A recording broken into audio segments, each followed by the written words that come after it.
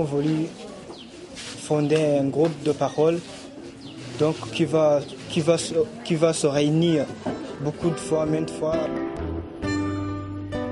Toutefois, Jeanne reste consciente qu'il est difficile de remplacer totalement les parents génétiques des enfants. Elle fait tout pour leur apporter affection, amour et confort.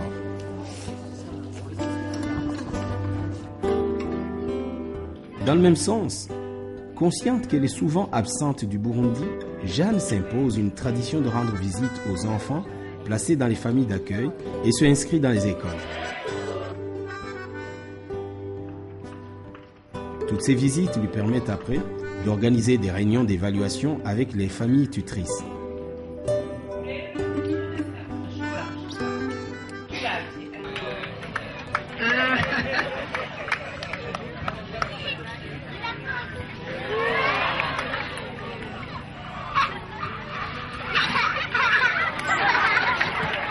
Nous sommes à la Noël. Des millions d'enfants à travers le monde célèbrent la Noël et reçoivent des cadeaux. Un beau jour du dimanche, quelque part à Bujumbura, des enfants chantent, dansent, font de la poésie et des acrobaties, heureux d'avoir rencontré leur mère Noël.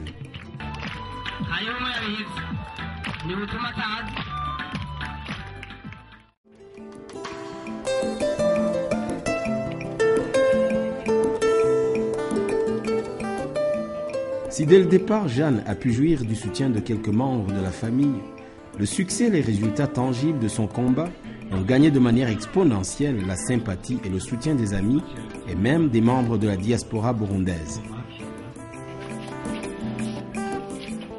Jeanne est devenue un personnage emblématique, légendaire et même une héroïne, non seulement pour ses compatriotes, mais aussi au niveau international. Elle n'est pas vraiment plus âgée que moi et n'a pas non plus l'âge de ma mère. Mais je l'appelle maman parce qu'elle a pris soin de nous et nous a donné de bons conseils en rapport avec la maladie. Bien qu'elle ne m'ait pas enfantée, elle est ma mère.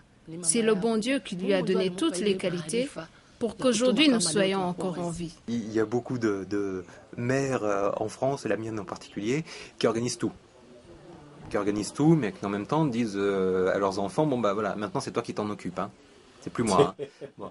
Et Jeanne, elle a un côté comme ça, c'est-à-dire, elle s'occupe de tout, mais après, elle responsabilise les gens, quoi. Ouais. C'est les autres qui doivent s'en occuper, qui doivent prendre la suite. Puis en même temps, au fond, on sait bien que s'il y a quelque chose qui va pas, eh ben, elle sera là. Et je trouve que du coup, maman Jeanne, ça lui va très bien. On a l'impression qu'elle porte des projets à hauteur de ses partenaires, c'est-à-dire qu'elle vient ici, vient vers nous avec une telle dignité, je crois que c'est ça, qu'elle nous propose d'être ses partenaires. Donc c'est plus qu'une mère courage. Elle ne vient pas me demander quelque chose, elle vient me proposer un partenariat pour un projet humain. Jeanne, quand elle allait partout dans les conférences, elle ne parlait pas pour elle seule. Elle parlait pour son association. Mais en même temps, elle parlait pour toutes les personnes vivant avec le VIH/SIDA au Burundi. Jeanne, je ne vois même pas de terme pour le dire. En 1996, elle a été consacrée ambassadeur de l'espoir par le Programme des Nations Unies pour le développement. En 2002, Jeanne Gapia a été décorée par la première dame Sophie Bouyoya. En 2003, elle a reçu le trophée de la Journée internationale de la femme à Rome. Elle a été octroyée la même année le prix international du PAM par le biais de son directeur général adjoint. En 2006, elle a reçu entre autres le prix international de SIDAction et le prix meilleur soignant de l'Association des infirmières du Burundi.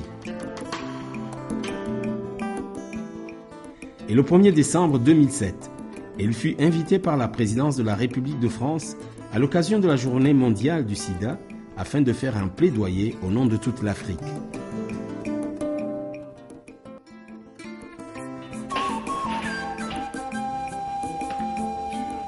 Jeanne fut ainsi couronnée pour son travail.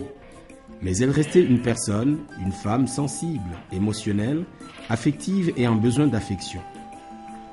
Durant de longues années de combat et d'expérience du terrain, et en acceptant de continuer à vivre après le décès de son enfant et de son premier mari, Jeanne s'est retrouvée sur le chemin de son nouveau destin, de son nouveau bonheur.